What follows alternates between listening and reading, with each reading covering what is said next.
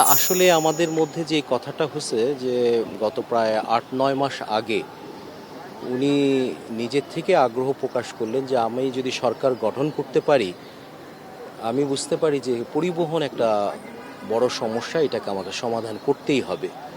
জনগণের জন্য জনগণ বান্ধব একটা পরিবহন ব্যবস্থা দিতে হবে। তো উনি যেহেতু ১৬ বছর ধরে লন্ডনে ছিলেন, গণপরিবহনটাকে উনি খুব কাছ থেকে দেখেছেন। তো তখনও আমরা এই নিয়েই কথা বলেছি প্রায় ২ ঘন্টা। কথা বলার পর উনি কিছু কিছু জিনিস এখনও মনে রেখেছেন, সেইটারই সিকুয়েল ধরতে পারেন।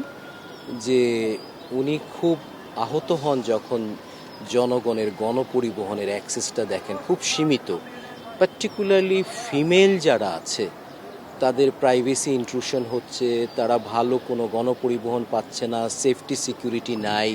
কি করা যায়, এই কি করার ভাবনা থেকেই আমার সাথে কথা বলা। এবং বিশেষ করে গণপরিবহনের সর্বোৎকৃষ্ট যে মাধ্যম মেট্রো, এর বাইরেও আরও কিছু করা যায় কি না, যেটা উনি অলরেডি বলেছেন মনো রেল যেহেতু সাশ্রয়ী মূল্যে খুব দ্রুত বাস্তবায়ন করা যায়। তো সেইটা আসছে আমাদের কনসালটেশনের বেসিসে। আগে যেটা আমাদের সাথে কথা হয়েছে যে আমাদের মেট্রোর যে রূপরেখাটা আমরা দেখি ৬টা মেট্রো দেওয়া আছে, এগুলি প্রধান সড়ক দিয়েই কিন্তু যাচ্ছে। কিন্তু ওয়েস্টার্ন এবং ইস্টার্ন ফ্রিঞ্জে বাসাবো, গোরান, মাদারটেক, পুরনো টাউন বিপুল জনগোষ্ঠী বাস করে, তারা কিন্তু ইভেন বাসও পায় না কিন্তু। সো এটাকে যদি আমি মেট্রোর বাইরে অন্য কোনো সংস্করণ থাকে, তো মেট্রো তো একটা না, আমরা একটা চিনেছি।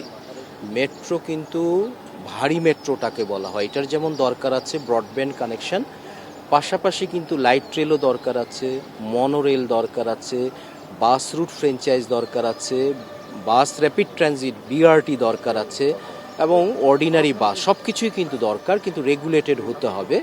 তো সেই হিসাবে উনি এখন ঘিঞ্জি এলাকাগুলি, অপরিকল্পিত এলাকাগুলিতে যেখানে মেট্রো যাবে না,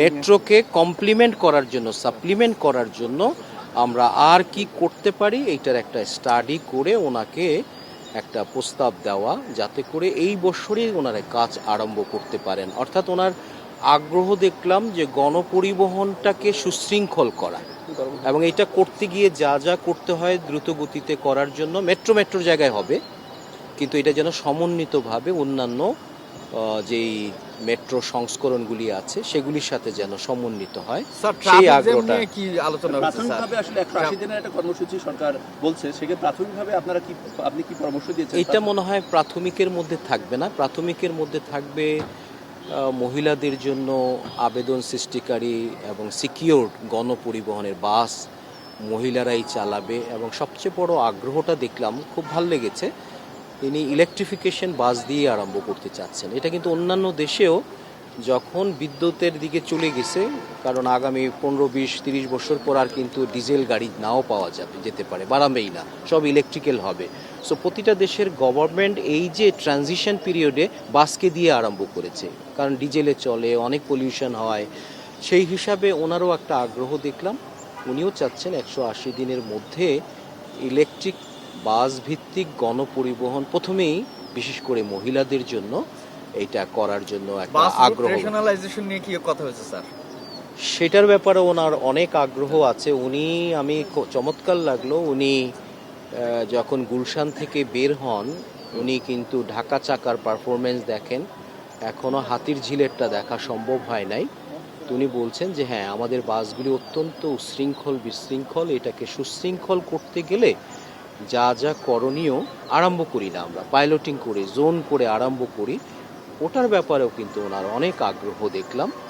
এবং আমি বলবো ঢাকার যতগুলি গুরুত্বপূর্ণ গণপরিবহন সম্পর্কিত বড় বিনিয়োগ না, কম বিনিয়োগে বেশি মানুষকে কাভারেজ দেওয়া, এটার প্রতি ওনার আগ্রহ, এটা কিন্তু আমাকে কিন্তু খুব কি বলবো সারপ্রাইজ করেছে যে, এবং আমি খুব ইমপ্রেসড যে উনি সাশ্রয়ী মূল্যে বেশি মানুষকে দ্রুত, যেমন এলআরটির কথা যখন শুনলেন, যেহেতু এটা একটা লাইট হবে, আমি যখন বললাম এটার জন্য উন্নয়ন যন্ত্রণাটা একটু কম হয়, আপনি স্টিলের যদি পিয়ার বানান এইটাকে আপনি প্রিফ্যাব্রিকেটেড করে এখানে ইনস্টল করবেন, তাহলে এই ঘিঞ্জি এলাকায় উন্নয়নের পেইনটাও কম হবে।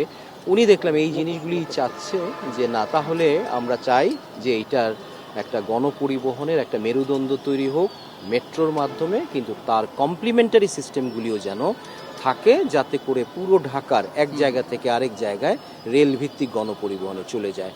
আর ঢাকাকে ডিসেন্ট্রালাইজ করার ব্যাপারেও কিন্তু ওনার বড় একটা আগ্রহ দেখলাম, রেল ভিত্তিক ঢাকাকে ডিসেন্ট্রালাইজ, যেটা অন্যান্য সরকারও বলেছে। আমার মনে হয় উনি আন্তরিকতার সাথে বলছেন এবং বিস্তৃতিটা এমন বললেন, ওয়াই নট চিটাগং থেকে এখানে এসে অফিস করবে, কেন হবে না? আমরা দ্রুতগতির ট্রেন বানাতে যা যা করা লাগে সেইভাবে করতে পারলে ঢাকার উপর চাপ দেওয়া হবে।